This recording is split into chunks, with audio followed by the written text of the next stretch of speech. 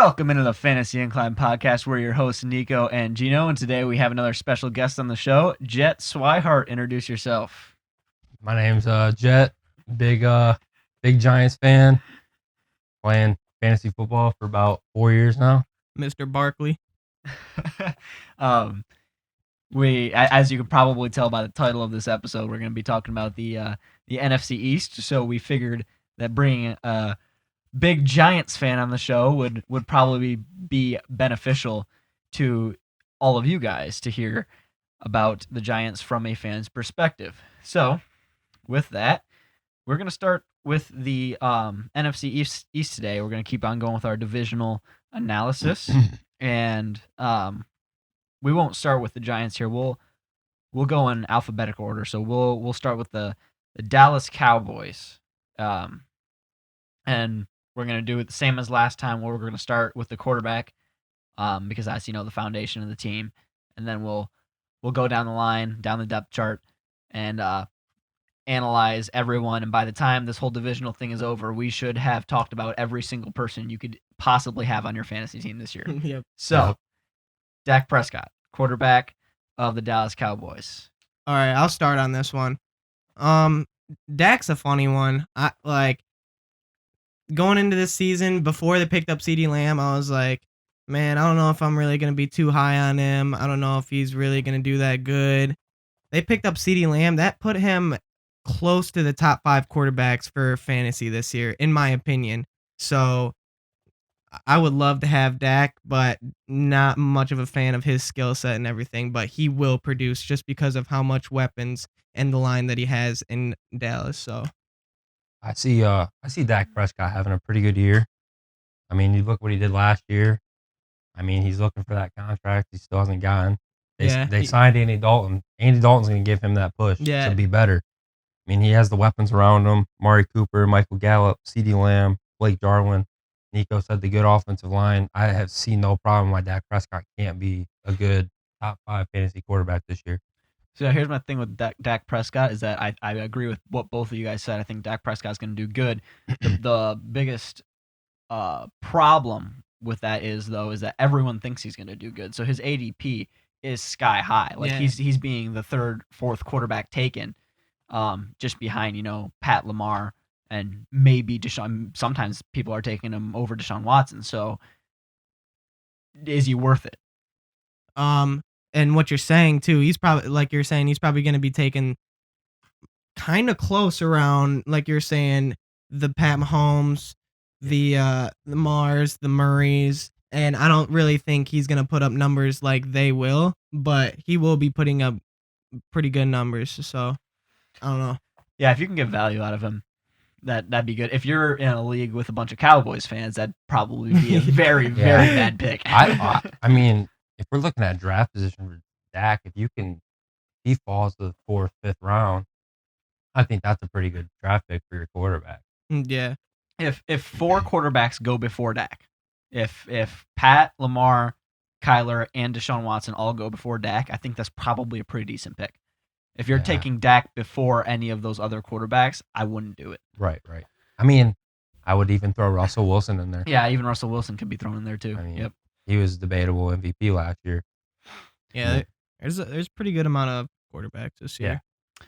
All right, so running back, Ezekiel Elliott, and then Tony Pollard right behind him on the depth chart. But Zeke, he's running behind that line still, So I like him. He has a lot of weapons and the receivers that are going to be taken away from stacking the box too. So I like Elliott. I like Tony Pollard as a handcuff. If you draft Zeke, draft Tony Pollard. I agree. Zeke for me, and I hate to say it because, we do not like Ohio here. But I hate to say it, but Zeke is definitely going to do good this year, and it's because it's a product of the Cowboys offense. It's not even that that. I mean, yes, Zeke is an absolute monster, but you put him in a situation like you put him in Jacksonville, he's not even going to do good. He's a product of the Cowboys offense. He's going to get the workload that he needs, but he's not going to get, run to the ground to where teams are stacking the box, like you said. So they'll be able to spread the ball around. They'll be able to get it to Zeke when they want to get it to Zeke, and inside the 10-yard line, inside the 5-yard line, it's his touchdown. Yeah, that dude's money. It's his touchdown to have. Money ball right there. All right. So wide receivers, yeah. Amari Cooper, around where he's being drafted, I'm not the biggest fan of him. He's for sure going to be putting up points, but I just think Gallup, CeeDee Lamb, Elliott, it's just taking a lot of volume away from a guy like Amari, who's going to be getting picked up pretty early in drafts, I feel like. So Amari, I like him, but kind of what Gino was saying, the value of him isn't too much there for me. Yeah, it all comes to value. I mean, you look at Amari Cooper, he's probably going to be guarded by the number one corner every game. Yep. If you look at Michael Gallup and CeeDee Lamb, if you can get them at the right value later in the draft, they're probably going to produce just a little bit behind what Amari Cooper is going to do. I think they're both good late round pickups for receiver. Yeah, in terms of value, like obviously, if you were just like giving me straight up, if you just said, do you want Amari Cooper, CeeDee Lamb, or Michael Gallup, I would definitely say Amari Cooper. For sure. Yep. But given the value, if you weren't giving it to me straight up, if you were saying, do you want Amari Cooper here, Michael Gallup here, or CeeDee Lamb here, I wouldn't choose Amari Cooper. Yeah. Right, I'd definitely choose either Michael Gallup or CeeDee Lamb. So it's a difference between where you want to draft, and it's also different. Like, okay, say you went running back for a round or two, and now you're looking at, oh, I really need a wide receiver, and you might want to overspend a little bit for Amari Cooper because he's going to be your number one. You know, like you don't want to wait all the way down in your draft to draft your number one wide receiver. Mm-hmm. And if you like Amari Cooper, then you might want to pick him up. But if you already have a wide receiver, or if you are thinking about drafting Michael Gallup or CeeDee Lamb, I would not take Amari Cooper that early. Yeah. I think I'm going to be picking up a lot of CeeDee Lambs too in drafts. I seen a thing. It was like Randall Cobb got about 90 targets in the slot, and if that's all going to be going to CeeDee Lamb, which is amazing, a guy after the catch and just make people miss, he's just going to be putting up fantasy points, and who knows, they put a lot of draft capital in him. They might want to use him more, you know what I'm saying? So I think for him going where he's at is just perfect to pick up.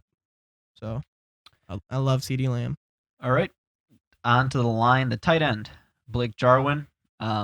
They've got a couple other guys, but it seems like Blake Jarwin is going to be the starter here. Is there any like there's not even value? Is there any touches to go around to even get Blake Jarwin the ball at all? I see Blake Jarwin getting not zero touches, but I mean, you look at who we've already talked about: Zeke, Amari Cooper, Michael Gallup, CeeDee Lamb, and then Blake Jarwin. Like, Jason Witten didn't produce last year. You think Blake Jarwin's going to do anything? Yeah. I would say do not draft Blake Jarwin unless you need him for like a bye week or something, and the defense they're facing gives up points to tight ends, you know? Yeah, Blake Jarwin would be like a deep dynasty kind of stash. Yeah, because he is young. It wouldn't even be close. Yeah. You're not even in a redraft league. He might not even get on a roster all year. So, yeah, I agree.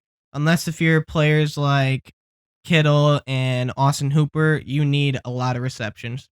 You know, so I don't know. All right, next in the order is going to be Jett's team here, the New York Giants. He's rocking the Saquon jersey right now. Tell me what you think about Daniel Jones, though, Jett. We'll start with Daniel Jones. Daniel Jones. Go ahead. No, Daniel Jones. He's young. He didn't do what I wish he would have done last year. He's still young, but I mean, the way I look at it is he's competing with the young guys, Patrick Mahomes, Lamar Jackson. If he can't play to that level, he needs to get there because, I mean, he needs to be the franchise guy, and I'm hoping he can be the franchise guy. Yeah, one thing with Daniel Jones, in his division alone, he's facing some really good defenses. So, and his line isn't too great. I mean, they did pick up Andrew Thomas, but they need more, in my opinion. So need some interior guys for sure. Yeah, his weapons are all right, not the greatest.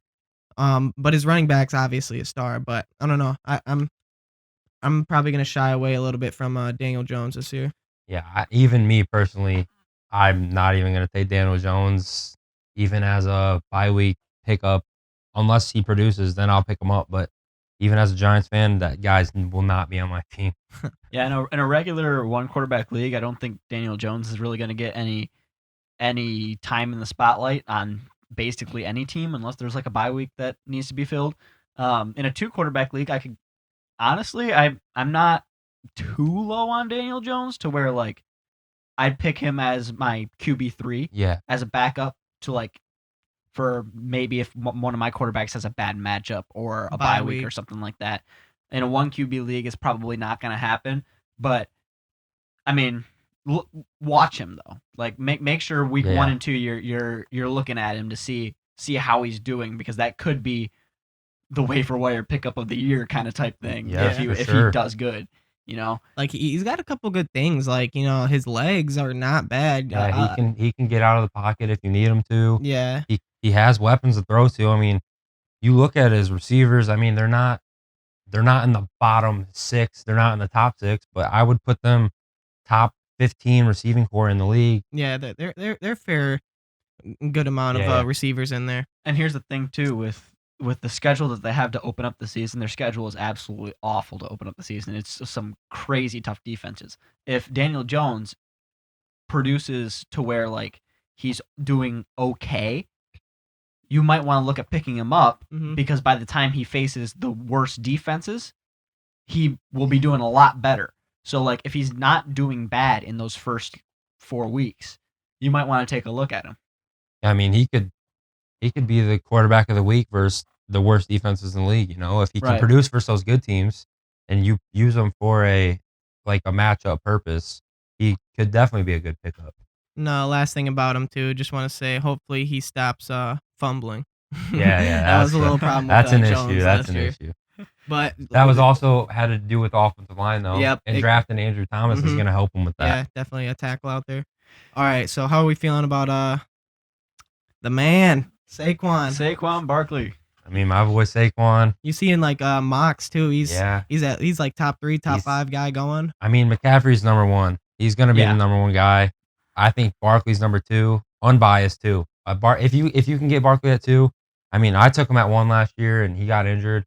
I would take him at 1 again this year if I had that spot, even over McCaffrey. Just, I mean, obviously I'm a big fan of him, but I truly believe he can produce. He has a potential to produce better than what McCaffrey did last year. I mean, he's going to be number 2 no matter what. So here's where we differ. Yes. I don't like Saquon this year. Like, not that I'm saying that he's not, like, he's going to do bad. But, like, I'm thinking of more like a back end of the first round type thing. Yeah, me too. Because of his injury last year, you know. I mean, maybe he gets injured again this year and he turns injury prone. I pray that doesn't happen as a Giants fan, you know. But, I mean, it can happen. So, yeah, I mean, if I have, like, a back end of the first round type pick and Saquon still isn't, like, taken, that's extreme value, and I will pick him up. It's not that I don't want him on my team. I'm just saying, like, I wouldn't entertain him in the top 5 picks, like, at all. Yeah, I agree. All right, receivers: Sterling Shepard, Golden Tate, Darius Slayton. How are we feeling about those guys? Like, who's number 1? I would probably Shepard, but you would think Shepard's number 1, but I love Darius Slayton, man. Slayton had not met, like, he had probably like 50 or 60 receptions last year, somewhere around there. Yeah, I mean, but he picked up at the second half of the season. Yeah, and 8 touchdowns. You know what I'm saying? Yeah. Like that's a guy that you might want to look at and think like, okay, this guy could actually be the number 1 guy for the Giants. You know what I'm saying? And he's going late too. I feel like if you have the right matchup in the week and you need a receiver to fill a slot, like Darius Slayton, any of these guys, Golden Tate, Sterling Shepard, Darius Slayton, those are going to be good pickups off the waiver for matchup purposes. Yeah, see, here's the thing though, is that Darius Slayton I think is going to definitely have the highest value. Like whether you like him or not. Darius Slayton's going to have the highest value because Golden Tate and Sterling Shepard have a name for them. And given the Giants' schedule this year, they all three of them might not do as well as they could. But Golden Tate and Sterling Shepard will probably go earlier in your draft than what they're going to produce with what they're given here in New York. And so Darius Slayton might be that late round flyer where you can get him, all of a sudden he does good, and he starts. I mean, you're drafting in the 14th, 15th round. If you can get 2 starts out of the guy that you're drafting in the 14th, 15th round, that is extreme value. Yes. So that's my take on Darius Slayton. To the tight ends, Evan Ingram. Yeah, Evan Ingram. I mean, he's just that Speedy Gonzalez at tight end, He's just a receiver at tight end. It's the way I look at him. He's the vertical threat. I mean, if you need a tight end, draft the guy. He's not going to be tier 1. He may be tier 2, tier 3, depending on how you view tight ends. I think at least he's a tier 3 tight end.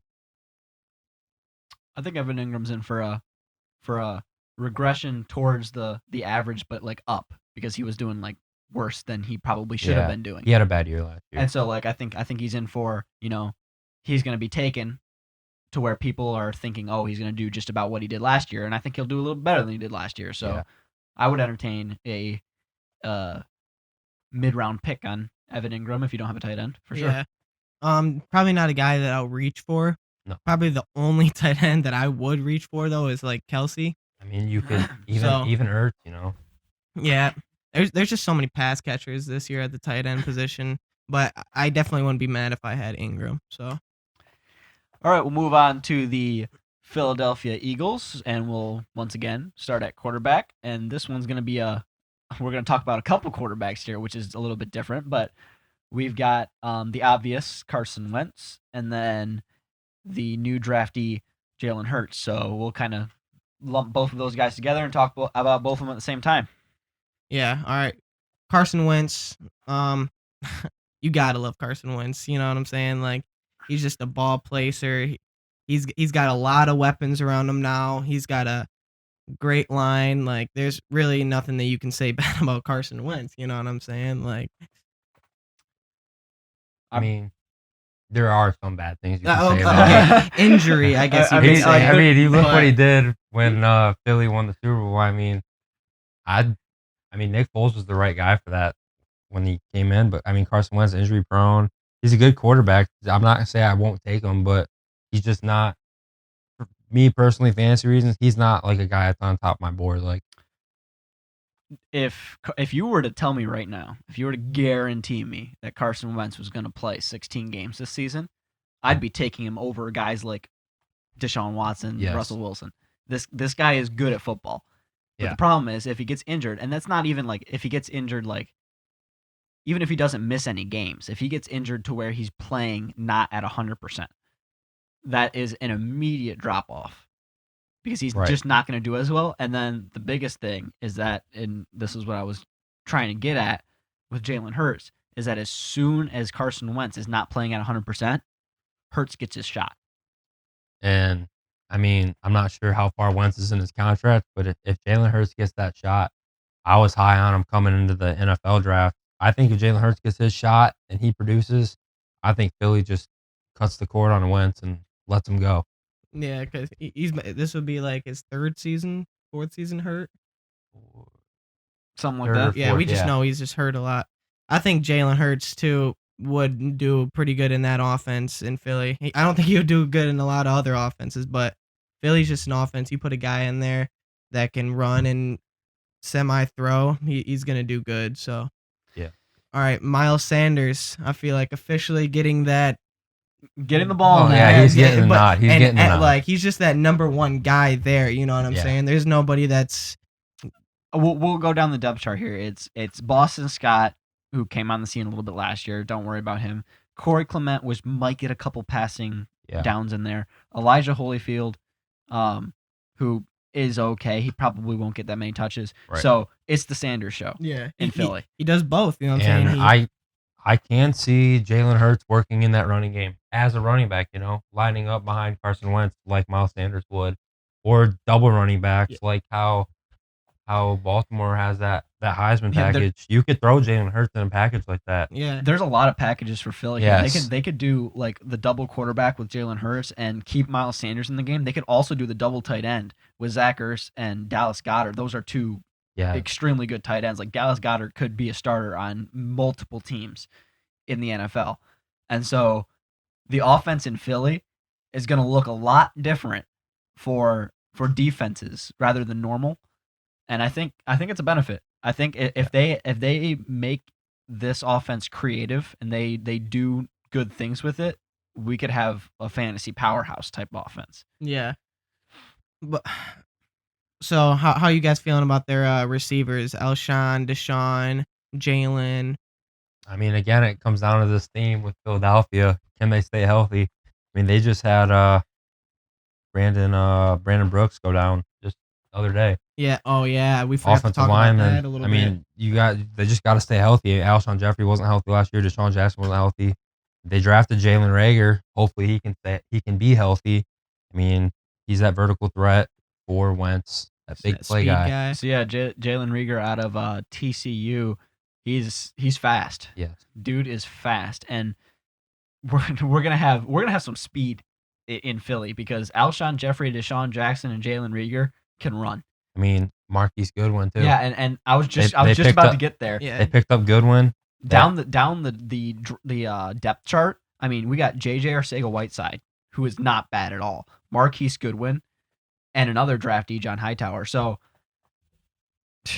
the receiving core in Philly might not be like the top speed. Receiving core. It's really fast and it's really deep. Yeah. Yeah, they kind of remind me of kind of like the Cowboys, you know what I'm saying? Just so much weapons everywhere. Yeah. Like, other than like Sanders, it's really hard to tell who's going to be having the weeks, you know what I'm saying? And who you should really jump for. Yeah, I think the Dallas versus Philly matchups, we're going to get two of them because they're in the same division. I think they're going to be absolute shootouts. This will be fun. Yeah. I mean, and those two are going to be fighting for the number one spot in the division. It's just going to be Dallas, Philly, and then New York and Washington, you know? Mm-hmm. So, Zach Ertz. Yeah, we'll talk about tight ends. So, Zach Ertz and Dallas Goedert. I mean, Zach Ertz, tier 1, Dallas Goedert, tier 2. Yeah, I was going to say, Dallas Goedert, you might want on your team. Philly's offense is a 2 tight end set. That's what they run. So, I mean, Zach Ertz could have a bad week and Goddard could go off one week. You just never know, and that would suck if you started Zach Ertz. But both of those guys, if they're on 2 separate fantasy teams, they could be started in the same week. You never know. Yeah, Zach Ertz for me, like, I like the guy. Probably not going to get him too much and definitely not going to reach for him. I feel that a lot of his fantasy production have come from injuries from his team. So this guy and this guy would get hurt. Well, now that makes Zach Ertz this much more important to the team. The only target. Yep. So maybe, I mean, their team is injury prone, you know what I'm saying? Still could happen. But if you're looking at this team of weapons not getting hurt, Zach Ertz is really, I don't know. I'm not going to shoot for him because he's probably going to be going as like a top 3 tight end. Yeah. So, Dallas Goedert for me is a late round value pick because people are going to kind of overlook him thinking that, Zach Ertz is number 1, but when really Zach Ertz is number 1 and Dallas Goedert isn't even number 2. He's like number 1.5. He's 1B. He's 1B. 1A and 1B. They are on the opposite sides of the lines. That's Philly's offense. 2 tight end sets. That's what they run. And so if they're getting the same amount of snaps, they might not be getting the exact same amount of targets, but if they're getting the same amount of snaps, you could have any single week where Dallas Goedert has a number 1 tight end type week. Week. That's what I'm saying. That guy's startable. Even if somebody else in your league starting Zach Ertz, Dallas Goedert is highly startable. Yeah, so Philly's offense here is looking good, and we'll move on to a less looking good offense. Yeah. The last team in the division, the Washington Redskins, and we'll start at the quarterback position with my nemesis, Dwayne Haskins. Yeah, Dwayne. I don't know. I'm not a fan. I didn't see too much. I mean, I guess he did turn up a little bit at the end of the season, but I feel like that's kind of with a lot of quarterbacks. Some of them, what happens. Yeah. And they weren't really fighting for a playoff spot or nothing, playing some shit teams. So he really hasn't proved nothing to me. I don't know. He still has room to improve. Yeah, oh yeah, he's young, and second year. Prove us, but I mean, I've seen something that he's dropped like 7% body fat. He's been gaining muscle. I think he looks good this year. It's just not a quarterback I draft. Another guy you could use for matchup purposes if he can prove to you that he can produce versus some halfway decent defenses. Yeah, so completely unbiased here. I actually think Dwayne Haskins is a terrible quarterback. I think he's awful. I don't even think he's gonna have his job after this year or next year. He might end up not being a quarterback. Right. But there's a little bit of upside to like what Jett was talking about, to where you could possibly he'll be like a waiver wire type guy, to where he's not even going to be like high on the waivers. He's just going to be the guy like, oh man, I have a bye week and I really don't have any guy to start. Oh, Dwayne's got a good matchup. We'll plug him in for this week type thing, and then just drop him after the next week. It's not like anyone's going to be rushing to pick this guy up. Right. But yeah, I mean, behind him they got Kyle Allen from Carolina and Alex Smith. He comes from an injury, but you know he's still. I like. So Dwayne Haskins isn't even guaranteed to be like Washington's number one guy, you know. And Kyle Allen was playing under a new coach from Panthers. You know what I'm talking about? Yeah. Ron Rivera. Yeah, he was playing under him when we were at the Panthers. So like, you know what I'm saying? I think that's why Ron Rivera brought Kyle Allen in, because he knows if he needs him, he can use him. Riverboat Ron. All right, how do you guys feel about Darius Geis? That's a question mark. In the that's a question mark. In the Washington running back room is Darius Geis, Adrian Peterson. They got J.D. McKissick from Detroit also, and Peyton Barber from Tampa Bay. Darius Geis, that's a big question mark. Yeah, that's a huge question mark. I think Adrian Peterson's going to be the guy there. At least week one, he's going to start out the guy. Number one on the depth chart. Wasn't Darius Geis hurt all last year? Darius Geis, how many games? Darius Geis tore his ACL week in one. His very first preseason game. It was preseason. Oh, it was preseason. Yeah. And he was supposed to be like the savior of running backs in this draft class, and he tore his ACL in the very first preseason game. Didn't even get to touch the field. Yeah. So I mean that's just a guy. He's just straight up a boomer bust guy. You know what I'm saying? He's either gonna really produce. I mean, you look at he came from LSU. LSU produces running back. You know. Yeah. I feel like he can.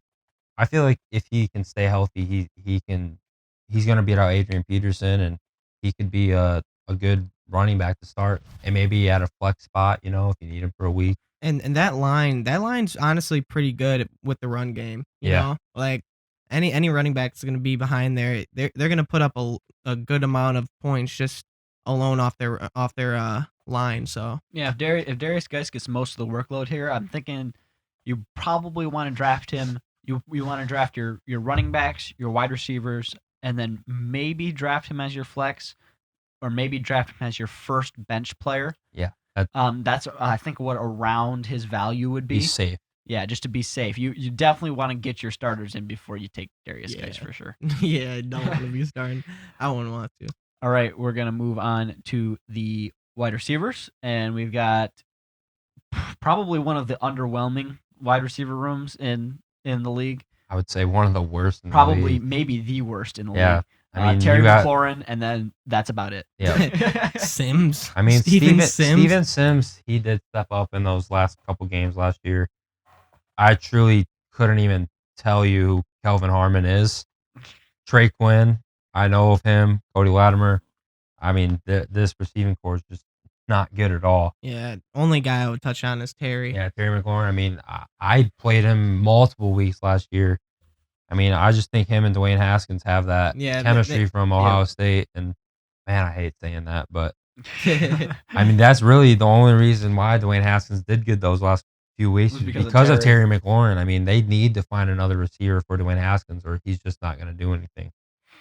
Yeah, I'd entertain a pick of Terry McLaurin. I wouldn't even draft him at his ADP, though. I'd wait till he, like, drops a little bit, and if he's going as ADP, then I would be happy that he went too early. But I wouldn't be mad if I had to like start Terry McLaurin in a flex spot or something like that. Like if he has to start half of my weeks, I would not be mad at all. No, I don't think I would either. All right, tight ends. This might be the best name in the NFL. What a name. Jeremy Sprinkle. Starting. What a name. They actually kind of got some names in the tight end. They have him as number 1, but I mean, they got Logan Thomas from Detroit. Yeah, they drafted Thaddeus Moss. Yeah, exactly. Yeah.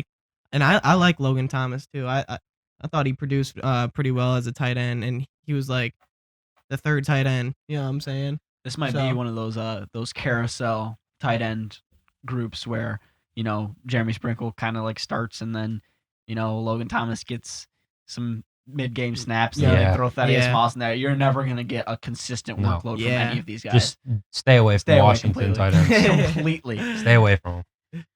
Scary team. Their offensive line I mean, they don't have a great offensive line either, which I think doesn't help that offense. Yeah.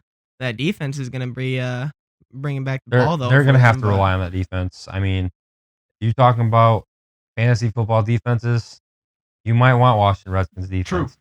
Although they do have some tough matchups with the teams in their division. Yeah. Tough offenses to play. Mm-hmm. But, I mean, playing a team defense is a matchup-dependent thing anyways. And so if you want to play them when they're not playing in their division, then that's probably a good idea because it's a pretty good defense. I mean, they're debatably have top 5 front 7 in the NFL. Yeah, for sure. Yeah. Definitely with Chase Young in that group. Ryan Kerrigan's been there for, I feel like, forever. Montez Sweat. Yep. Jonathan Allen, Deron Payne. Yeah. I mean, they have Thomas Davis now, who played under Ron Rivera in Carolina. Yeah, they just need to build their offense now. All right, so the last thing within the division here, we're going to kind of do what we did last time. And how do you think the standings play out here? Who wins it? How does it go? I think it, like I said earlier, I think it comes between Philly and Dallas. I mean, I feel like Philly just steps up their game when they play Dallas. And if they can get those 2 wins against Dallas, that's going to put them ahead of Dallas, obviously. So, again, Philly, Dallas, you don't know which one of those are going to be there. I mean, you look what they did last year. And then New York and then Washington. I think it's set at New York's at 3, Washington's at 4. The fight is between Philly and Dallas. Yeah, I think I got Dallas winning the division. Too many damn stars. Too many. Too many. But that could be a problem too. Yeah, true. But all around, their offense is super electric. They got some nice stars on the defensive side, and I think Philly's going to be a nice second. Yeah, I think this is another one of those divisions where we're going to get two playoff teams out of here. I think the Redskins will come in last. I think the Giants will be in third. I think the Eagles will be in second here, and I think they will make the playoffs as a wild card. And the reason I'm saying I think the Cowboys will win this is because pretty sure I said this earlier, not sure. But as of right now, my super early Super Bowl pick is the Dallas Cowboys to win the Super Bowl this year. So I remember you saying that. So I think the Dallas Cowboys will win this division. They'll make the playoffs. They'll make a run. As of right now, we'll see what happens as time goes on. Yeah, and even with Dallas winning the division, Philly could make the playoffs and make a run. 3 wild cards this year, 7 teams per conference. So an extra wild card. They're doing that this year? Yeah. Yes. I thought they were gonna start that next year. Hell yeah, I'm happy. All right, we're gonna get into our next segment now. It's going to be fantasy wildcards. So I'll explain how this is going to go here. We're each going to give 2 guys. We'll do one by one. So we'll each give one. We'll talk about it, and we'll move on to another one. We won't give 2 at the same time. But what we're gonna offer up some guys that we think that we have no idea what they're gonna do this year. Like, it's almost impossible to project what these guys are gonna do this year, and you might want to. These are gonna be the type of guys you're gonna pick pick as a very big risk type guys where they could be really good, really bad, boomer bust type stuff. So fantasy wild cards. We'll start with Neco. Give us one. I want to talk about Big Ben. Like that's a guy that you just don't even know if he's gonna be the same this year. Right. I mean, I don't know if he's gonna be as healthy as he was last year. I mean, well, he got injured, but you don't know if he's gonna be back to that 100%. Yeah. I mean, he's old. I just don't like that Pittsburgh offense. You don't know who their quarterback's gonna be if Big Ben gets hurt. Mm-hmm. That Pittsburgh offense is a team I can see picking up Cam Newton. Yeah. Oh yeah. Yeah, for sure. Big Ben is a wild card for me too. I think there is a possibility, and it's not even a bad possibility. It's a fairly decent possibility that he does pretty good. Like it's not even that he's just gonna like suck this year. It's just that we don't know what he's gonna do. Don't know what he's gonna do. And it's like I see some people that are like, oh yeah, Big Ben's coming back. That means Juju's gonna be doing a lot better. It's like I don't even think Big Ben's even gonna have the same skill set anymore. Like in the last 3 years, he's kind of been declining. You know what I'm saying? So. Speaking of Juju, we'll move on to Jett's wild card. Yeah, I think one of my wild cards is Juju. Again, staying in Pittsburgh. You don't know who their quarterback's going to be if Big Ben goes down. You don't know what Big Ben's going to do. So mine and Nico's kind of fell in the same boat there. Yeah, Juju's a wild card for me too. I wouldn't. Juju's more like a back end wild card to where like. His good year, I don't even think is going to be that good this year. Like if he were to do good, right? And his only good year was when he had Antonio Brown on his team. Well, you know what I'm saying? He was the number 2 receiver. Exactly. So what? Can he be a number 1? You know what I'm saying? Maybe Does he have that skill set? I mean, he didn't do much last year. Maybe that's just the type of player he is. Maybe he needs to be in that system where he's not the number 1 guy. Kenny Galladay had David Blau and Jeff Driscoll as his quarterbacks, and he still put up a top 10 numbers. You know what I'm saying? Yes, he did. Juju failed pretty bad, so I can't see. You know, but what again, I'm saying? that has to do with the quarterbacks. I mean, that system. Just, I don't think those Mason Rudolph and who was the other guy? I know who you're talking about. Really? Yeah, I know who you're talking about. Yeah. Anyway. I just think it was just those guys who they just couldn't get Juju the ball. Mm-hmm. All right, to my wild card. One of my wild cards is going to be Leonard Fournette, and so this guy hasn't really done very well, but he's an absolute beast. Yeah, and we can all agree on that. And so I feel like it's just a matter of time before he breaks like a really good season, like has a top 10, top 5 type running back season, but nobody knows when that's going to be. I truly don't think that'll happen until he's out of Jacksonville. It's exactly and what I was about to say. That could be it. That could be it. I'm projecting him to be on a different team because his contract's going to be up. He's definitely not going to re-sign in Jacksonville. He was pissed at Jacksonville when they traded Jalen Ramsey. I mean, that was his boy. I don't see Leonard Fournette being on Jacksonville past the trade deadline this season. Yeah, I just see a team giving up some draft capital for a team that needs a running back, and probably won't even be giving up much because Leonard Fournette is not. He's going gonna back be to in that. He's gonna be in that. Well, not really in the same boat as Kenyon Drake was last year, but like, there's gonna be a team making a playoff push. I know what you're saying. Like, there's gonna be a team 8 games that he could possibly. There's gonna be a team making a playoff push, and let's say their running back goes down. Like, he's that guy you can trade for that's on a contract year that maybe you don't need him or maybe you don't want to re-sign him, but you can give up like draft capital to get this guy. And then like he could go on and help you win those next 8 games to get you in the playoffs. And that I think contributes to his wild cardness. Yep. Yeah. Because who knows if he gets traded, maybe let's say he does. There's 2 different possibilities in Jacksonville. He either does fairly decent in Jacksonville, does pretty good, or he does what he's been doing in Jacksonville, which is absolutely awful. Yeah. So there's a wild card possibility there, and then there's a wild card of, okay, well, does he get traded or not? Okay, and then if he does get traded, there's a wild card of, okay, well, does he do good in that system or does he not? It's a toss-up. You're flipping 5 coins at once. He could literally... And they all got to land on heads. He could literally do what Kenyon Drake did and blow up. Kenyon Drake blew up last year. Yeah, Leonard Fournette, definition of wild card. Yes. All right, one more, Nico. All right, I got Cam Akers.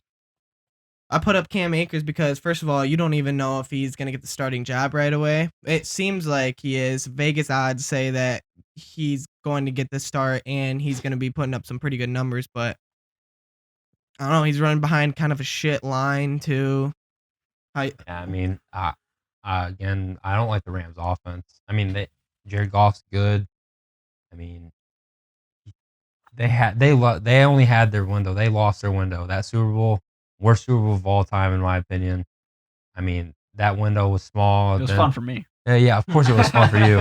But, I mean, I think you could even agree. The way that score was the worst Super Bowl. Boring. That was boring as hell. I mean, he's got kind of big shoes to fill with Todd Gurley. I mean, Todd Gurley produced, and then he got injured. I think the injury was bringing him down. I mean, I think Cam Akers can do good. I think if Cam Akers is the bell cow, he will be putting up some low-end RB2 great flex points. Yeah, he's definitely a flex option. Yeah, definitely a flex option, and it could be like a weekly starting running back option, like a plug-and-play option if he gets the workload. But that's the wild card in Cam Akers is he going to get the workload? Because no one knows. Wasn't he drafted 3rd round, right? Late 2nd or early 3rd, something like that, yeah. Usually, those running backs anywhere around there still usually get starts. out. Yeah. All right, Jett. One more from you. Oh, well, this one's a big name. Dalvin Cook. Ooh. He was our shit show today, last episode. Yeah, he was. You probably look at me like I'm crazy for making this guy my wild card, but the way I view it is he's getting drafted in that top 5. I mean, if you can get him in the late 1st round, take him. I'm not saying don't take the guy, because if I'm in the late round and he's there, I'm taking him because he's going to produce. But I mean, if you're having a good season and Dalvin Cook's your guy, the stat I love is he's played for 4 seasons now. 4 seasons, I think. Yeah. 4 seasons. He has never played in a fantasy football championship game because he's been injured at the end of all 4 of those seasons. So, I mean, he's going to produce for you. Again, if you draft this guy, you better pick up his handcuffed Madison. Alexander Madison. Yeah, you better pick up Madison if you draft Dalvin Cook. Because that's a system offense, kind of like what Le'Veon Bell was in Pittsburgh. I mean, D'Angelo Williams and James Conner did the same thing Le'Veon Bell was doing. You look at Le'Veon Bell now; he's in New York. He did absolutely nothing. He had 1 touchdown last year? Yep. And which was a receiving touchdown, I believe. I just think Dalvin Cook, that's a risk. If you're gonna be in the championship, you better find that guy that can take his spot if you're gonna be in that spot. Especially using a high 1st round draft pick too. You don't want him, first of all, sitting out the whole entire season or whatever. Second of all, getting hurt. You know what I'm saying? So that's spending a lot of capital on a player that you just have no idea what he's gonna do. I mean, that's a big risk taking him. Personally, for 10. me, if I had I was in a 10 team, if I had 8 and what would it be 12 after that? 8 and 12, yeah. I would probably get a very safe guy at 8 and then try to reach for him at 12 is probably what I would be doing if I would try to get Cook. Or you could do the safe option. You could take him at 8 and then take your safe option at 12, because if you take your safe option at 8, he probably will not be there at 12. He could be, though. He could be, because with his injury scare, people might just graze right over him. Because think about it, who would you rather have, Derrick Henry or Dalvin Cook? Derrick Henry. Derrick Henry. Who would you rather have? And they're going pretty close to each other. They're one spot. They can flip flop every draft I've seen. Mm-hmm. I mean, I would take Derrick Henry. Personally, I would go McCaffrey, Saquon, Zeke, Kamara, Derrick Henry, like that, and then Dalvin Cook. Nick Chubb's up there. Yeah, even with Kareem Hunt being there, you don't know what Nick Chubb's gonna do. Yeah, that's true. So there's just a lot of more safer guys that there's definitely more safer picks. in the 1st round that you if you have a late end 1st round pick and you're in a snake to where you have a pick very, very close to that.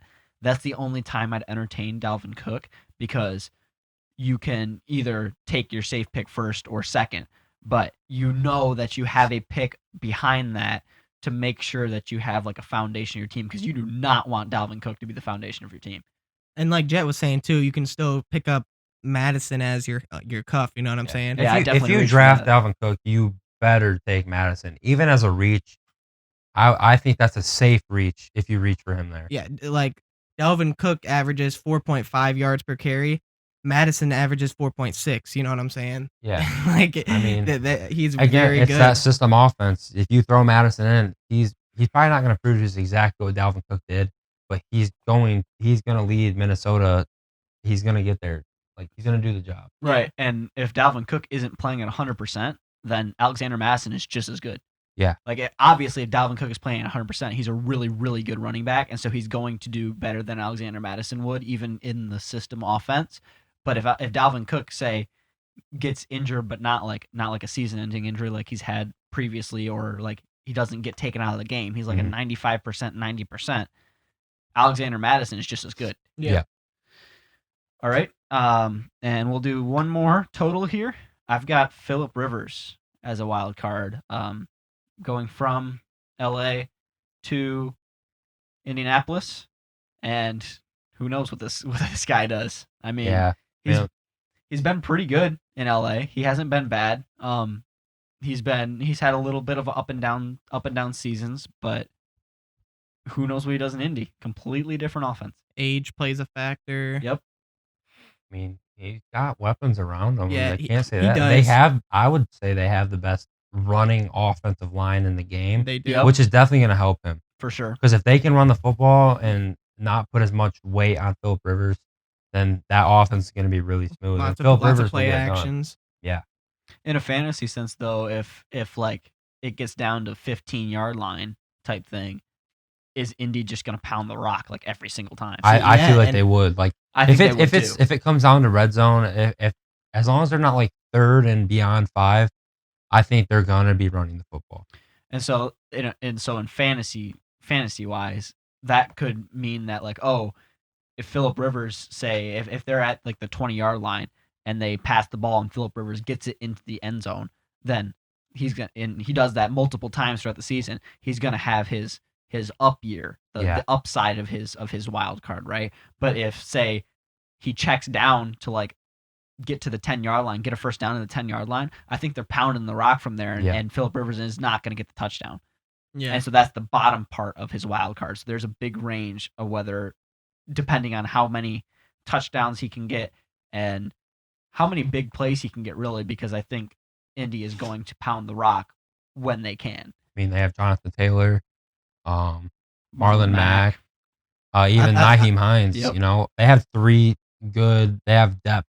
They have probably one of the best depth at running back in the league. And the good line you were talking about. Yeah, I think personally, I mean, it can go either way, but I truly believe that Indy is the best offensive line for running in the league. You know, Quentin Nelson, I mean, he's in year 2, year 3, going into year 3, right? Yeah. And he's the best left guard in the league, in my opinion. Exactly. And that's perfect for someone like Taylor, who runs up the middle and just, you know what I'm saying, just going after people's necks. All right, let's get to the shit show of the day.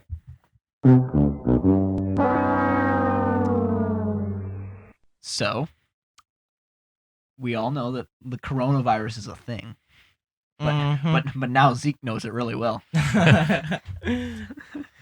So Ezekiel Elliott, it was reported, had got test positive for coronavirus, and he said he hasn't had any symptoms or anything like that.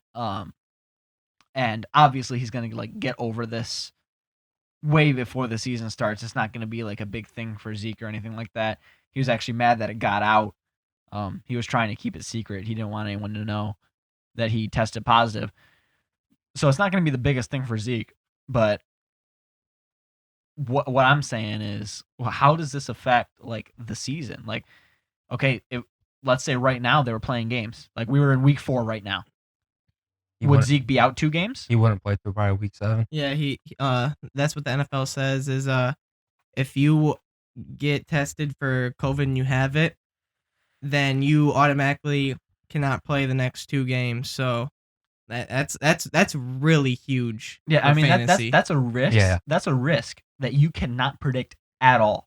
Like you can kind of, I mean, you can't really predict injuries, but you can kind of predict injuries. Like, I mean, if you have like Dalvin Cook on your team, like we were talking about earlier, there's Carson Wentz, like we were talking about earlier. Also, there's a risk for injury because they've been injured before. Yeah. They're prone to injury, all that kind of stuff.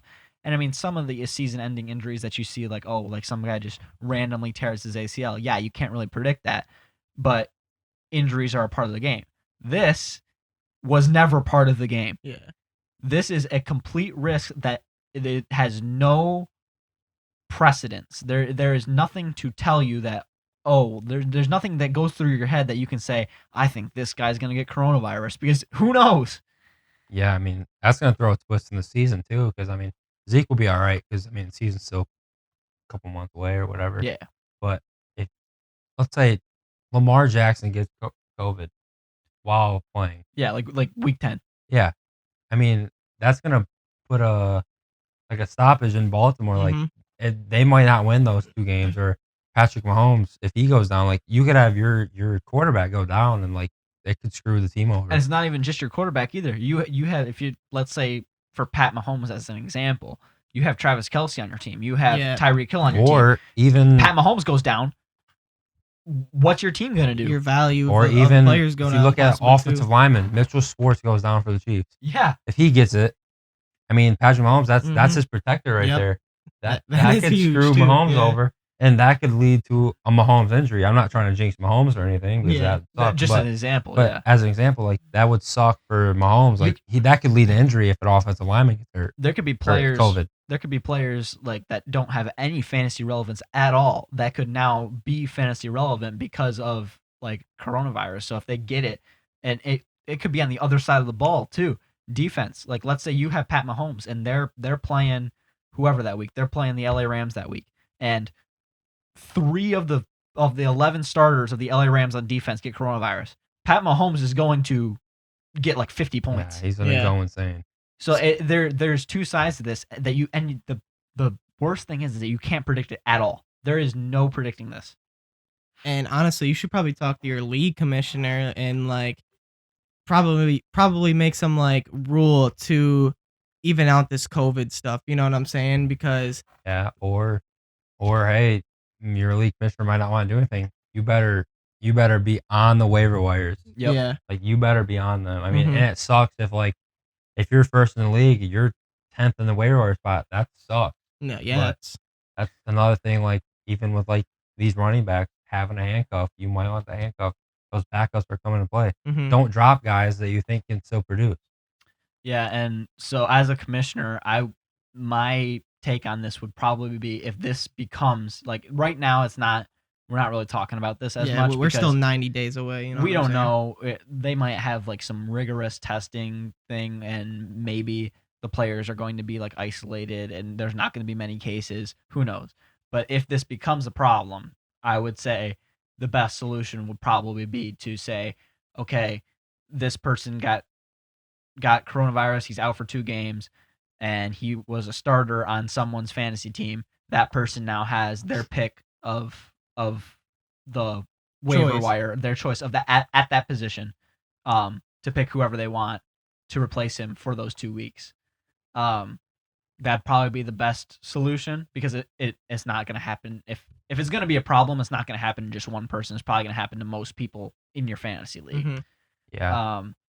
Also, with waivers, the weird thing is that if one person goes down and you're looking at waivers and you need someone, I wouldn't be like spending too much fab on these guys, because the likelihood of your guy getting over the coronavirus and coming back at 100% is pretty likely. And so I wouldn't be spending too much fab on the waivers for guys that you're just going to replace. And I would hope that you have your bench stacked enough to where you don't have to spend any fab on the waivers, to where you could just plug in a guy from your bench to take, that spot for a couple weeks and then hope that your guy gets back to 100%. Another thing that could happen is, I mean, they're going to test everybody before the game, probably a couple hours before the game. Yep. Well, as long as nobody picks up the guy, like let's say this happened to Zeke in the season, I would almost think Tony Pollard may be on the waiver wire. Oh, well, if they're testing before the game, you're gonna know before the game that Zeke's not playing. Then Tony Pollard's there to pick up. Right. And as a commissioner, if that was a problem, if it's not a problem, if it only happens like a couple times during like the entire season, then I would say it sucks to be you, like Yeah. Right. type thing where if Zeke is out for a game or like 2 hours before the game and you didn't know that and someone else grabbed Tony Pollard and started him in their lineup, sucks to be you. But if that's a thing that's gonna be reoccurring, and we'll probably know if it's gonna be reoccurring before the season starts, because we'll see it in preseason, we'll see that kind of stuff. If we know that it's gonna be reoccurring, it'd probably be beneficial to say, okay, if they test positive for coronavirus, like their backup is yours if you want him. Yep, I agree with that for sure, 100%. So that like you still, and if you don't want him, you don't have to start him or anything like that. If you don't think that the backup is as good or whatever, but same system. If Tony Pollard in Dallas is getting the touches that Zeke was going to because Zeke is out because he's of coronavirus, this is just a complete example. Tony Pollard is going to do very good. He's going to be starter worthy. Like if Zeke went down for the season, God forbid Zeke goes down for the season, Tony Pollard is going to be an elite running back. And so like having the person that had Zeke, that when Zeke went down because of coronavirus, get Tony Pollard is kind of evening the playing field out, because they were going to have that team's running back anyways. Yeah, and also just not making COVID such an effect into the fantasy season. Well, another thing, I mean, like me, I'm high on running back. My first 5 picks will be a running back. So if I have, like, for example, Zeke go down in the season or something, or another running back, I'm going to have probably a better bench running back than Tony Pollard to throw in there. So, like, I might, like you said, if somebody picks up Tony Pollard, then let them do it. Because if you're smart enough at fantasy, or even like me, if you're high in running back, I guarantee you your bench running back is going to be better than Tony Pollard. Right. And so the thing is here that the best way to do it would be to try to make it fair. And if you can't, then play to the situation. So if you know that this is going to be a problem, make sure that your bench is diversified. You have every position covered. If one person goes down, you automatically have a guy that you can slot in there. Mm-hmm. And that has to be done at your draft. So like make sure you do that at your draft. Yeah, don't let it be a situation where you need to do it in the waivers. Might as well just get that set up. Yeah, don't let it be a situation where like, oh, you if you're trading draft picks or something like that, and you front loaded your draft to where you're getting a bunch of studs and then you have a bunch of late picks. That's not going to be ideal if this whole coronavirus thing hits the NFL, because if one of your stars goes down, then your late round picks are not going to be suitable to replace them for a couple of weeks. You're definitely going to take probably a couple losses, and you can't afford that in such a short season.